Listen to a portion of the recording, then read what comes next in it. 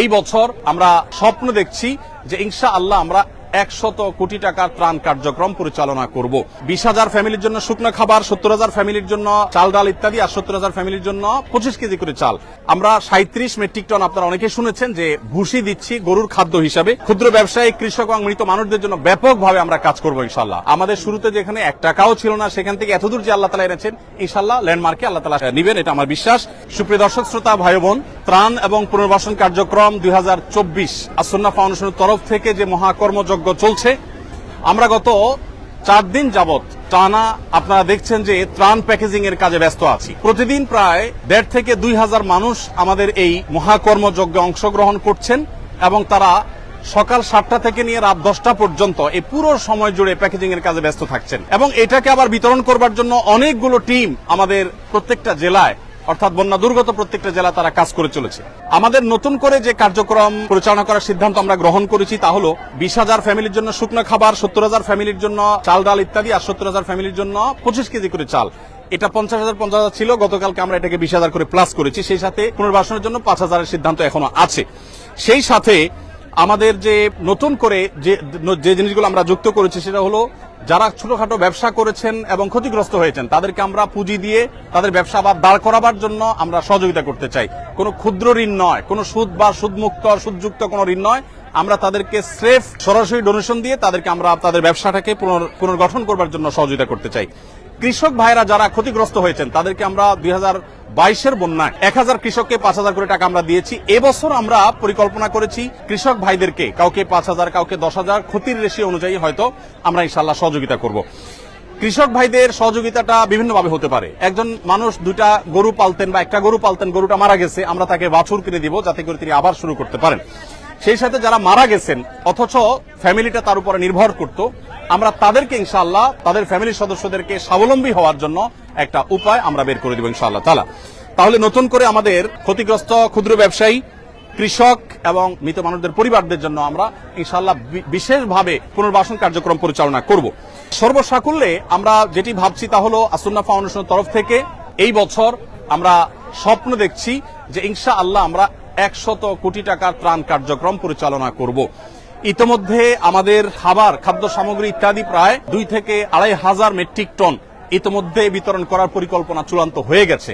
এটা বিতরণ হওয়ার পথে, বিতরণ হবে ধীরে ধীরে, কিন্তু চূড়ান্ত হয়ে গেছে। এর বাইরে ক্ষুদ্র ব্যবসায়ী, কৃষক এবং মৃত মানুষদের জন্য ব্যাপকভাবে আমরা কাজ করব ইনশাআল্লাহ এবং স্থায়ীভাবে বন্যা পরবর্তী যে পদক্ষেপগুলো সেগুলো নেওয়ার জন্য আমরা কিছু ব্যবস্থা গ্রহণ করব, কিছু ইকুইপমেন্ট নেব যেগুলো পরবর্তীতে আমাদের কাজে আসবে। যেমন ফেনীতে আমরা দেখেছি যোগাযোগ ব্যবস্থা ভেঙে পড়েছে, অথচ আমাদের ওয়াকিটকি ছিল না, আমরা সেগুলো ইনশাআল্লাহ করব।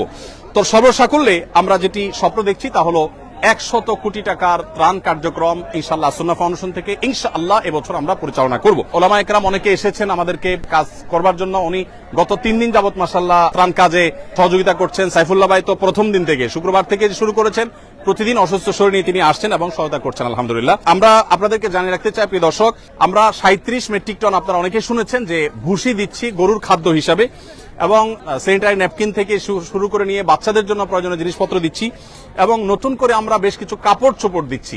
কারণ আপনারা জানেন যে আশ্রয় কেন্দ্রগুলোতে অনেকে এসেছে যারা এক কাপড়ে এসেছে, তাদের এখন কাপড় চোপড় দরকার, তাদেরকে আমরা কাপড় চোপড় দিচ্ছি। অনেকের কাপড় চোপড় বন্যায় ঘর বাড়ি সব শেষ হয়ে গেছে, কিছুই রাখতে পারেনি, পরনের কাপড়টা শুধু আছে, তাদেরকে আমরা পোশাক আশাক দিচ্ছি ইনশাআল্লাহ। একটা বিষয় আমি বলতে চাই আপনাদের সাথে ওলামা একরাম, এটা হলো যে আমি দেখেছি যে মানুষ যেভাবে ঐক্যবদ্ধ হয়েছে, এই ঐক্যবদ্ধ জাতি ইতিপূর্বে আমরা কখনো দেখি নাই। বাংলাদেশের ইতিহাসে আমি এইভাবে মানুষের স্বতঃস্ফূর্ততা আমি দেখিনি। সে টিএসসি থেকে আসন্না ফাউন্ডেশন পর্যন্ত সব জায়গায় আপনি স্বতঃস্ফূর্ততা দেখতে পাবেন। আজকের একটি ঘটনা আমি বলি, আমি বাংলাদেশ সেনাবাহিনীর কাছে 3 ট্রাক মালামাল, 3টা কাভার্ড ভ্যান ভর্তি মালামাল হস্তান্তর করে আমি আসছিলাম। একটা অটো রিকশার পেছনে দেখলাম লেখা আছে একটা কাগজে, বন্যার্তদের পাশে দাঁড়ান। আমি চিন্তা করলাম একজন অটো রিকশা চালক তিনি কোন জায়গা থেকে এটা অ্যারেঞ্জ করেছেন এবং নিচে লেখা আছে যে আহ্বায়ককে অটোরিকশা চালক, তার মানে এটা তার উদ্যোগে, কেউ লাগায়নি। মানে তিনি চিন্তা করেছেন আমি আর কিছু করতে না পারি, আমার রিকশার পেছনে একটু মানুষকে আহ্বান করে আমি বন্যার্তদের পাশে দাঁড়ানোর জন্য চেষ্টা করি। দেখুন, এইরকম স্বতঃস্ফূর্ত প্রচেষ্টা আসন্না ফাউন্ডেশনের বিভিন্ন প্রতিষ্ঠান থেকে বিভিন্ন ব্যক্তিবর্গ একের পর এক আসছেন এবং সহযোগিতা তারা দিচ্ছেন। আমার বিশ্বাস যে এইভাবে যদি আমরা ঐক্যবদ্ধ থাকি তাহলে শুধু লিডারশিপের প্রয়োজন হবে। এদেশের মানুষ যেভাবে ঐক্যবদ্ধ, এদেশের মানুষ যেরকম কল্যাণকামী একজনের বিপদে আরেকজন ঝাঁপিয়ে পড়ছে, বিশেষ করে জাতীয় দুর্যোগে যেভাবে সবাই ঝাঁপিয়ে পড়ছে, যদি আমাদের সেরকম লিডারশিপ থাকে তাহলে আমার মনে হয় আর কোনো কিছুরই প্রয়োজন হবে না এবং এই জাতিকে পৃথিবীর সবচেয়ে শক্তিশালী জাতিতে পরিণত করতে পারবে ইনশাআল্লাহ তাআলা। যেটি আমি বলছিলাম যে আমাদের ত্রাণ কার্যক্রম পরিচালনার জন্য আলহামদুলিল্লাহ গতকালকে আমাদের এখান থেকে 13টি ট্রাক চলে গেছে ফেনী, কুমিল্লা, নোয়াখালী, লক্ষ্মীপুর এই জেলাগুলোতে। আজকে 3টা কাভার্ড ভ্যান আমরা বাংলাদেশ সেনাবাহিনীর কাছে হস্তান্তর করেছি, সেটা অন দা ওয়ে আছে এবং ইনশাআল্লাহ আগামীকাল সকালে সেটা বিতরণ হবে। তার একটা ট্রাক বিতরণ হবে সিলেটে বন্যা দুর্গত এলাকায়, আরেকটা চট্টগ্রামে, আরেকটা কুমিল্লাতে। ফেনীতে আমরা 3টা ট্রাক মাল সেনাবাহিনীর কাছে গত পরশুদিন হস্তান্তর করে আসছি। গতকালকে এবং পরশুদিন আমাদের যে সমস্ত কার্যক্রম চলেছে কুমিল্লা, চাঁদপুর, নোয়াখালী, লক্ষ্মীপুরে, আমি একটু সামারিটা আপনাদেরকে শোনাতে চাই। ফেনীতে আমাদের যে ত্রাণ কার্যক্রম গতকাল সারাদিন ধরে হয়েছে সেটা হলো 6868টি পরিবারকে আমরা ত্রাণ পৌঁছেছি। তার মধ্যে দাগনভূঞা, সোনাগাজী, ফেনী সদর, ফুলগাজী এই থানাগুলো ছিল। আর নোয়াখালীতে 4430 ত্রাণের প্যাকেট আমরা পৌঁছিয়েছি কবিরহাট, সেনবাগ, কোম্পানিগঞ্জ এবং বেগমগঞ্জে। সেই সাথে কুমিল্লাতে আমরা 4920 প্যাকেট ত্রাণ বিতরণ করেছি লাঙ্গলকোট, 14 গ্রাম, বুড়িচং, কুমিল্লা সদর, লাকসাম এবং মনোহরগঞ্জে। লক্ষ্মীপুরে আমরা 1600 ত্রাণের প্যাকেট বিতরণ করেছি কমলনগরে এবং চাঁদপুরে আমরা ফরিদগঞ্জে 1650টি প্যাকেট আমরা বিতরণ করেছি। সর্বসাকুল্যে এই কয়েকটা জেলা আমরা গতকালকে 19,468 গতকালকে এবং পরশু হয় কিছু ছিল সম্ভবত 19,468 প্যাকেট আমরা বিতরণ করেছি। আর এর বাইরে সেনাবাহিনীর মাধ্যমে যে সমস্ত এলাকা আমরা যেতে পারছি না, যেমন ছাগলনাইয়া, পরশুরাম থানা, ফেনীর এবং যে সমস্ত জেলাতে আমরা যেতে পারছি না, সেগুলোতে বাংলাদেশ সেনাবাহিনীর মাধ্যমে আমরা পৌঁছে দিচ্ছি। তো আমি আবার আপনাদেরকে বলে রাখতে চাই যে আসুন্নাহ ফাউন্ডেশন থেকে আলহামদুলিল্লাহ আমরা এবছর 100 কোটি টাকার ত্রাণ এবং পুনর্বাসন করার পরিকল্পনা হাতে নিয়েছি। আমাদের শুরুতে যেখানে 1 টাকাও ছিল না সেখান থেকে এতদূর যে আল্লাহ তাআলা এনেছেন, ইনশাআল্লাহ ল্যান্ডমার্কে আল্লাহ তাআলা আমাদেরকে নিবেন, এটা আমার বিশ্বাস। আর সেই সাথে একটা নতুন তথ্য দিয়ে রাখি, আমাদের ত্রাণের প্যাকেটগুলোতে আমরা এখন থেকে একটা ত্রাণ দেওয়ার সময় যারা আমাদের মুসলিম ভাইরা আছেন তাদের জন্য আমরা একটা কাগজ লিফলেট দিয়ে দিচ্ছি। লিফলেটটাতে দুই পিঠে 2টা লেখা আছে। একটা লেখা হলো একজন ভালো মুসলিম হতে করণীয় কি।